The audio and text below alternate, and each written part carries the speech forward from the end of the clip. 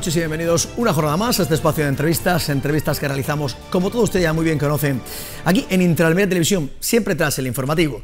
En la jornada de hoy miércoles, y como es habitual ya en esta casa todos los miércoles, alguien del Partido Socialista, el concejal en este caso, Eusebio Villanueva. Eusebio, muy buenas noches. Buenas noches. Bienvenido a Interalmería Televisión. Bien hallado, muchas gracias. Es un placer tenerte una vez más con nosotros, con muchos puntos encima de la mesa, muchos temas, de también los puntos que se trataron en el pasado pleno. Puntos importantes, pero como siempre, el inicio que realizamos con el tema de los datos de pandemia que estamos teniendo, datos de COVID, de contagios en la provincia de Almería, donde estamos viendo nuevos repuntes. Los últimos días estamos viendo, la última semana hemos estado viendo cómo ha ido subiendo paulatinamente los contagios. Hoy 110 contagiados. La tasa en Almería Capital, 123,7 por cada 100.000 habitantes, ayer eran 104, o sea, estamos subiendo 15, 18, 20 puntos diarios por la situación. Así que esto de que el virus se ha acabado y que la pandemia se ha terminado, nada de nada, Eusebio. No, en absoluto. Hay que ver el trabajo que cuesta bajar de 110 a 105, a 102, a 100, y qué rápido se sube. Hay que tener... Lo hemos dicho muchas veces, pero vamos, no por eso no vamos a repetirlo, claro. ¿No? Hay que tener sentido común, hay que tener un poquito de lógica. O sea, que sí, que ahora estamos mejor porque hay mucha gente vacunada, que tal, pero a pesar de eso, la vacuna tampoco es una garantía al 100%. Claro. Es que hasta tienes unas defensas, pero también a lo mejor puedes pillarlo con menos sintomatología o con tal. Entonces, vamos a seguir teniendo un poquito de orden y de concierto, porque ya hemos visto los efectos, ya no estamos al 14 de marzo del año 20, estamos ya después de una experiencia de un año. Coño, pues vamos a ser un poquito más coherentes entre todos, digo todos, o sea que no es... Y la gente joven, pues que se tendrá que ir vacunando paulatinamente, entrando en ese nivel de protección, pero no dejar de tener sentido común y de hacer las cosas que hay que hacer. Que tampoco son tan complicadas. Claro, no, pues es que se pide lo justo, pero te comentaba porque se han juntado una serie de factores: final de curso, el verano, inicio del verano, el sol, la playa. Pues claro, todo esto y con la situación, también mensajes que lanzan de que esto se ha acabado, que ya hemos vencido al virus, que nos quitamos la mascarilla. Pero sí, mira, Rafa, podemos poner excusas pues, por las que queramos. Sí. En Navidad será porque suena la zambomba y entonces pues saldremos a la calle a celebrar. O sea que si queremos buscar razones y justificaciones las encontramos. Que sí, que estamos en verano, que hace buen tiempo, que hace no sé cuánto, que hace mucho calor en la calle, quédate en tu casa, que a lo mejor está más fresquito. O sea que también podemos y no salgas por la noche y no te vayas a los botellones. Y ya incluso otra vez se empieza a demonizar, a criminalizar a los pobres trabajadores del ocio nocturno como si ellos fueran los culpables de esta situación. Ya se está hablando incluso de que se puedan cerrar otra vez nuevamente. Vamos a ver, aquí no hay culpables. El primer planteamiento es que no hay nadie culpable. Entre otras cosas porque, salvo algún venado que pueda haber por ahí, el resto de la gente no va contagiando porque primero no sabe que tiene el virus y por tanto no tiene una predisposición a contagiar. Esto es una labor de todos. Entonces no hay una culpabilidad ni hay nada. Hay que tener unas pautas, un comportamiento y un poquito de sentido común. Claro, si en vez de eso vas en todo el sentido contrario, pues tienes todas las papeletas para que te toque o para que puedas contagiar a otras personas, si es que lo llevas. Claro. Si es que no. Entonces, como esto es invisible, si nos cambiáramos el color cada vez que nos infectamos, pues entonces sería más fácil. Mira, por aquí no voy. Pero eso no es así. Sí. Entonces, ¿qué es lo que hay que emplear? Pues coño, un poquito de la lógica y la cabeza, ya está. Eusebio, lo fundamental, que lleguen más vacunas, que se puedan vacunar los jóvenes lo antes posible. Lo antes posible. Y sobre todo, como tú bien comentas, prudencia y sentido común, que es lo más importante. Mascarilla, y no hay por qué faltar de divertirse con una diversión y con un sentido lógico, pues ¿por qué no? O sea, que tampoco nos vamos aquí ahora a demonizar como en las antiguas Semanas Santas, que no podías ni salir. Eusebio, centrándonos en temas municipales, no dejando de lado el coronavirus, que siempre tenemos que tenerlo en mente. Escuchábamos hace un par de días cómo salían los medios de comunicación donde pedíais desde el Partido Socialista al equipo de gobierno, al Partido Popular, que protegiera y pusiera en valor el edificio de Correos. Algo que el Ayuntamiento de Almería, después de mucho tiempo, se va a hacer con la titularidad, lo va a coger. Y lo primero que ha anunciado ha sido que va a demolerlo, que lo va a tirar y que va a levantar uno por la situación en la que se encuentra. pero sales tú, en este caso, como miembro del Partido Socialista, en el que estás fiscalizando los asuntos de fomento, de inversiones que están llevando a cabo en infraestructura, y decís que no, que se proteja y se ponga en valor. ¿Por qué que se proteja y se ponga en valor? Pues mira, en primer lugar, porque digamos que esto parece que es como una especie de mantra, y nadie se cuestiona que el edificio hay que tirarlo abajo, y además se dice que el edificio es horrible, estéticamente hablando. Y yo me pregunto, vamos a ver, horrible hay muchas cosas en Almería, y muchas peores que esas, ¿no? El edificio en sí... Y que se han hecho después. Y que se han hecho después o al mismo tiempo. O al mismo tiempo. Entonces, el edificio en sí pues es un ejemplo de la arquitectura de una época determinada, de los años 60, donde el uso del hormigón era mucho más utilizado, y tenemos ejemplos magníficos a nivel nacional, incluso con figuras locales, como era el caso de Casinello, que era un experto en la materia del hormigón y trabajó mucho y muy bien en ese sentido, y no hay por qué demonizarlo. Parece que todo lo que no sea del siglo XIX es horroroso, y lo del siglo XIX para atrás es estupendo. Pues oye, hay cada cosa que no se sostiene y sin embargo la estamos manteniendo. Entonces, esa es la primera cuestión. Oiga, este edificio pues no está tan mal, y estéticamente hablando dialoga muy bien con los edificios que hay al lado antiguos, y está 1000 veces mejor que el bloque de pisos de 10 plantas de altura que tiene enfrente. Entonces, y tenemos una edificación de 3.800 metros cuadrados, que son metros, y que se va a tirar porque se supone que hay un informe de hace años de que el edificio tiene aluminosis. Yo he estado preguntando por el informe y no lo he encontrado por ahora. Y he preguntado en el ayuntamiento y ellos tampoco lo tienen. Entonces, ese problema de aluminosis, ¿a qué afecta? ¿Cuánto cuesta la reparación? Si la reparación vale más que tirarlo y hacerlo nuevo, lógicamente, esa es la lógica, nadie nos vamos a apartar de la lógica. Pero antes de tomar esa decisión, tener los elementos suficientes para poder decidir si merece la pena o no merece la pena tirarlo por ese problema estructural, que se dictaminó hace unos 15 o 20 años, que la aluminosis fue un tremendo problema a nivel andaluz. Pero ¿qué es la aluminosis? La aluminosis es que algunos cementos que se utilizaban en aquellos años, que tenían unos compuestos de aluminio, sobre todo en elementos prefabricados, en las viguetas y en estos elementos prefabricados, si tienen contacto con agua o con humedad, se descomponen. ¿Dónde está ocurriendo la aluminosis generalmente en los edificios?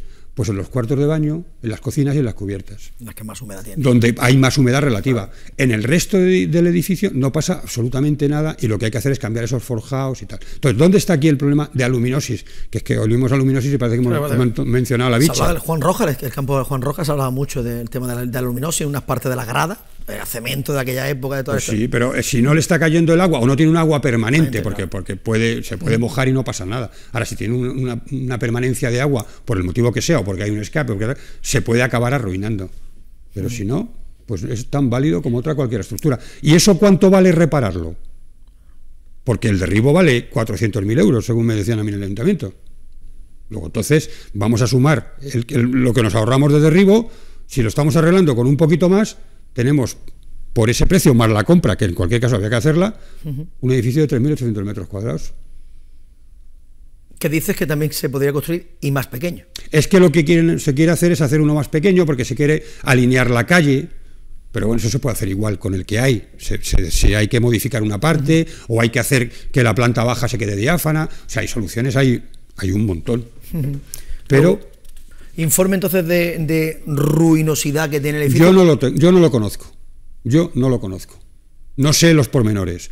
He oído hablar de la aluminosis durante mucho tiempo, y con ese mantra de que tiene aluminosis es con lo que lo vamos a tirar, y con ese otro segundo mantra de la fealdad del edificio, que yo lo pongo en duda. A mí me parece que no es un mal ejemplo de un tipo de arquitectura, y que hay muchos más peores, y que tampoco sustituyó a un edificio magnífico del 19, porque lo que había anteriormente allí pues era muy justito de valor, sí, muy justito, y tenemos un magnífico... Carta y paquete. Ya, pues tenemos ahí una cosa que puede tener, y que tiene posibilidades, y sobre todo tiene posibilidades para un punto de vista cultural y un uso para la ciudad. Eso te iba a preguntar, si lo tuviera el Partido Socialista en la mano, ¿qué haría con ese edificio? Pues haríamos una especie... Además, ojo, que está en el mismo centro de la Almería, claro, del paseo. Pero haríamos una especie, digo especie para que la gente se haga una idea, pues de la Casa Encendida de Madrid o de el CaixaForum, un elemento cultural que permita que la gente joven y que todos los creadores de la ciudad hagan cosas, intervengan, tengan espacios, puede haber cines, puede haber teatro, puede haber movimiento cultural, que es lo que da vida. Puede haber una parte de restauración con una cafetería, o sea, en 3.800 metros caben muchas cosas, ¿eh? Son muchas cosas. Hay muchas plantas, tiene varias plantas. Tiene diferentes números de plantas, pero por delante son 4, luego tiene una parte de 5 como una especie de ático, por detrás tiene menos, tiene 3. O sea, el edificio no es... Lo para que, claro, está con unas lonas y con unas... En fin, pues esto es como igual que cuando tú te levantas por la mañana sin lavarte los ojos, pues está feo. Pero si lo ponemos en valor, no está mal. No si lo pintas también. Hombre, claro, ya sí. Si ya lo has pintado, lo deja de maravilla. Eusebio, ahí está. Bueno, veremos a ver qué pasa finalmente, qué hace el equipo. Sí, no sé lo que... Pero vamos, yo planteo eso y planteo además que hagamos un debate social, que lo veamos un poco, que la gente lo conozca, que tenga ideas y que plantee soluciones. Oye, pues a lo mejor al final no se puede arreglar y encima a la gente no le gusta en general. Vale, pues vamos a ver. Pero somos muy dados a tirar el patrimonio así alegremente. Oye, vamos a tirar esto, tal. Vamos a tirar el Toblerone y luego hacemos unas torres estupendas, por ejemplo. O sea que ya también tenemos ejemplos de que sale el tiro por la culata. Skyline. Nos quedamos en el centro. Vale. Por la situación del plan de acción contra el ruido. Se llevó en este caso a pleno la corporación la aprobación ya definitiva para abandonar la situación del ruido, de esa mesa del ruido, algo que mostraste vuestro rechazo más absoluto. E incluso pedíais la retirada del punto. ¿Por qué? Pues porque en el 2019 se nos presentó un plan de acción contra el ruido que venía de unos estudios del año 2011. En el año 2011 se decretó una zona saturada, que llaman ZAS, zona acústicamente saturada, y ahora, en el 2019, se había ampliado incluso esa zona saturada, con lo cual digamos que el problema en el centro de la ciudad estaba peor.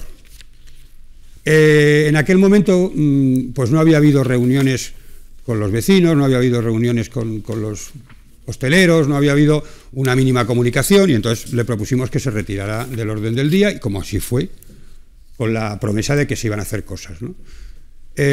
Luego ya vino el tema de la pandemia y tal, y entonces en el mes de mayo se volvió a presentar el mismo documento en un pleno telemático que se aprobó con la vaga promesa de que se iba a haber reuniones y de que se iban a hacer reuniones con vecinos y con hosteleros y con tal, y que se iban a hacer unas jornadas de divulgación y entre la población, pues de educación un poco, para que la gente tuviera conciencia y pues tratara de no montar tanto ruido en la calle, o en fin, ¿no? O sea que bueno, pues estaba bien. Con esa promesa se aprobó inicialmente.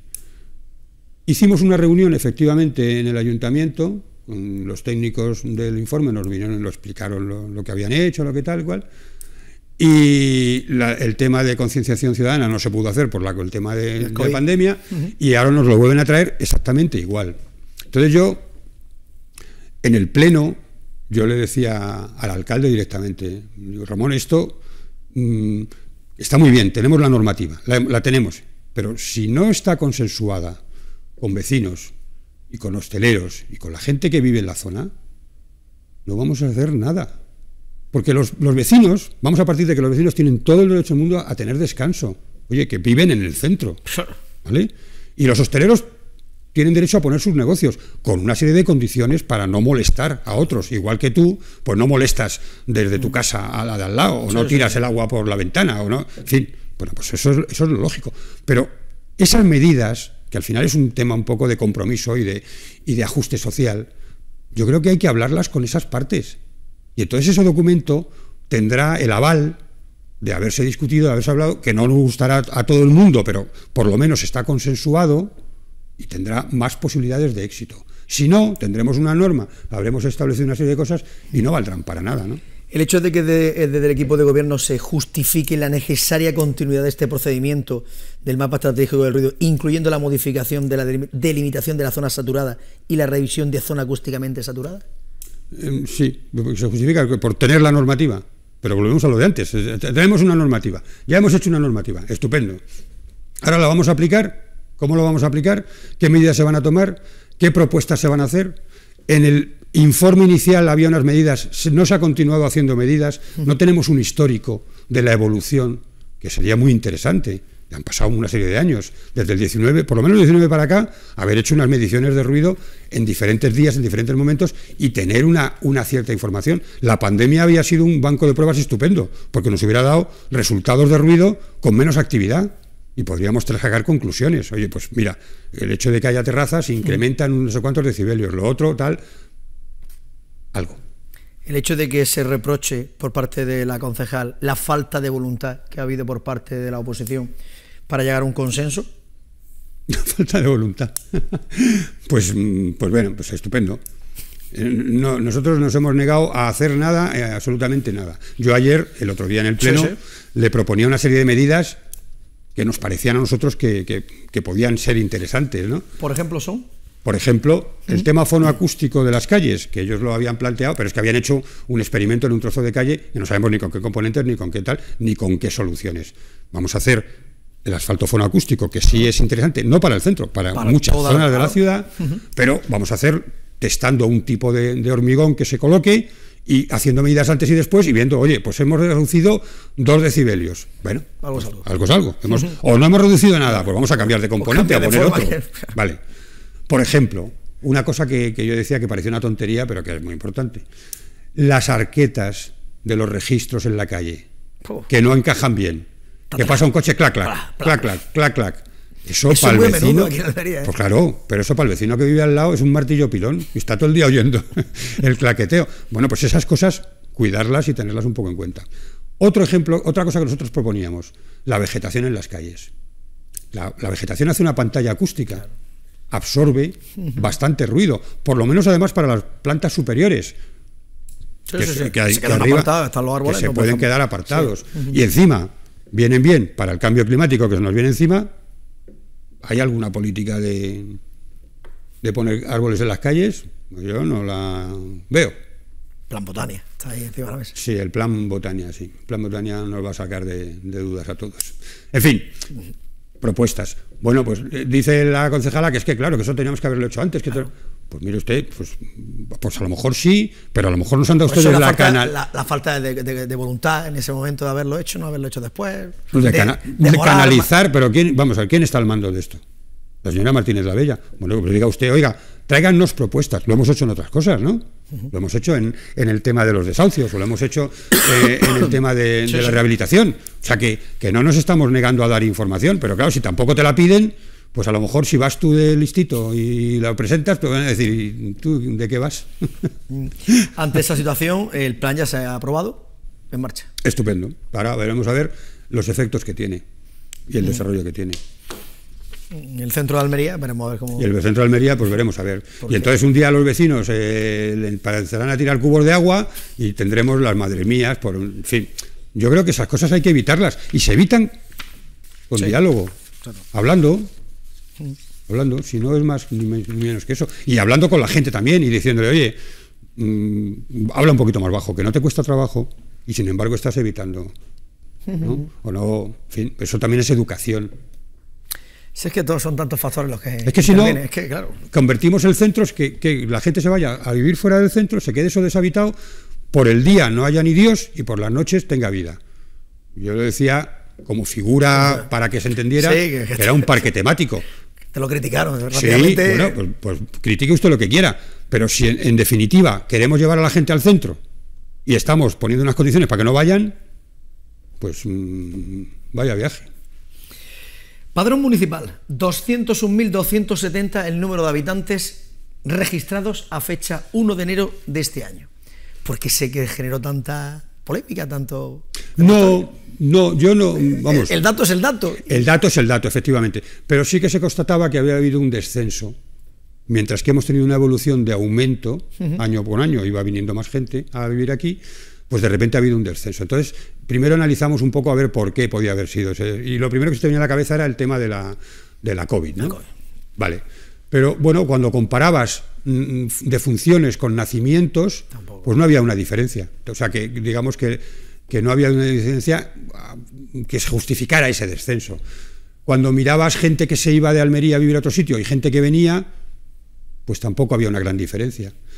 Y donde sí había una diferencia importante es que ha habido un reajuste, sobre todo con tema de extranjeros, que a lo mejor les faltaba documentación y tal, han requerido documentación y al no traerla los han dado de baja. Digamos que una especie de filtro, de limpieza, porque claro, el padrón de 200.000 casos, pues te puedes encontrar de todo y puede haber de todo. Totalmente. Eso era un poco por ahí. Pero yo hacía una reflexión, aprovechando eso, una reflexión un poquito más amplia, en el sentido de que la ciudad de Almería, que tiene ya 200.000 habitantes, que es una ciudad ya con un nivel importante, de ciudad media, sí, sí, pues debería tener mecanismos para organizarse urbanísticamente y desde todos los puntos de vista con más atractivo hacia la ciudad, uniendo por lo menos el Bajo Andarás y haciendo el área metropolitana, porque al final en Almería hay 200.000, pero es que en Viator y en Huércal pues tenemos 50.000 que viven. Entonces, ¿cuál es la diferencia? La línea que pasa por debajo de Torre Cárdenas, eso es un elemento artificial. Por lo tanto, una organización espacial de los pueblos del Bajo Andarás, incluso una organización de lo que yo llamo conurbación urbana, que es otra figura urbanística más amplia que el área metropolitana y que incluye pues aquellas zonas de influencia con la capital, y en este caso Aguadulce, Roquetas, Almería, tienen bastante, si me apuras incluso Vícar, tienen bastante relación con la ciudad, ¿no? Gente que viene, que va, que tal. Entonces, ciudades nocturnas duermen y luego vuelven para acá. Pero claro, ¿cuál es el problema? Que esa gente que no duerme aquí, que aquí sí trabaja, pues consume servicios de aquí, pero paga sus impuestos allí. Y entonces, o sea, ya desde un punto de vista egoísta, digamos, ¿no? Que la ciudad creciera con su número y con su gente para que pudiera tener servicios y fuera más atractiva. Es complicado, ¿no? De dividir, ¿no? Saber quiénes son, de dónde son, por si duerme o no duerme. No, eso es una estadística que se saca de la Seguridad Social, me parece que lo tiene. Entonces tiene una serie de datos que te indica pues gente que vive, pero sin embargo aquí, pero sin embargo trabaja aquí y trabaja en este sector. Y en el año 2013, que es la última que yo he mirado, pues había unas 15.000 personas que trabajan en Almería, pero que viven fuera. Diariamente tenía que estar yendo. Y de esas, unas 10.000 eran del tema del sector servicios, de administración. O sea, vale, eso es un dato. Eso es un dato. ¿Por qué ocurre eso? Pues a lo mejor porque es más barato el suelo industrial en Viator y en tal, y está más cerca de la autovía, y entonces la gente prefiere irse ahí. Puede ser.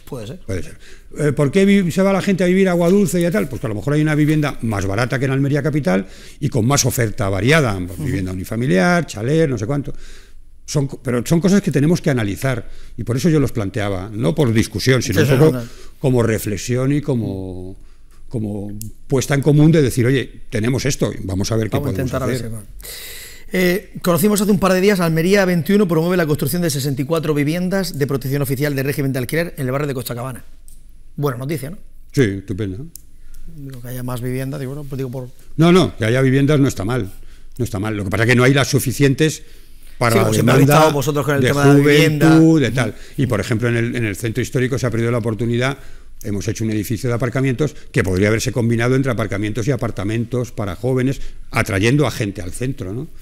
Entonces, pues, Almería 21 tiene que evolucionar en otra. Yo creo que en otra. Sí, lo que hablamos la última vez que estuviste con nosotros era que modificar un poco los objetivos que tiene esta empresa. Cumplir los nichos de mercado que no afectan a la iniciativa privada, que lo hace muy bien, pero hay otras partes donde no llegan, y Almería 21 podría ser un buen elemento para eso. La última, Eusebio, situación del tren, frecuencia, volver a retomar lo que pasó antes de la pandemia, antes de que se llevara las primeras obras, el tema del Púchele, que se retomaran y se llevó una moción por parte del Partido Popular, recuperar la frecuencia y servicios ferroviarios que Almería se merece. Sí, perfecto, de acuerdo. Lo que pasa que traemos esas mociones ahora, somos los adalides de la defensa del ferrocarril, nos hemos dedicado a poner ladrillos en los túneles, que era lo que sabíamos hacer anteriormente. O ahora el problema es que... Ahora también se puede criticar y qué se ha hecho en todo este tiempo, porque 600 millones de euros encima de la mesa, pero... Está toda la obra puesta en marcha, con más o con menos velocidad, pero está todo puesto en marcha. Ahora te vas hacia Níjar y estás viendo al borde de la autovía movimiento de tierras. Decir que el ramal de Murcia-Cartagena, a nosotros nos trae al pairo, o sea que nos da igual.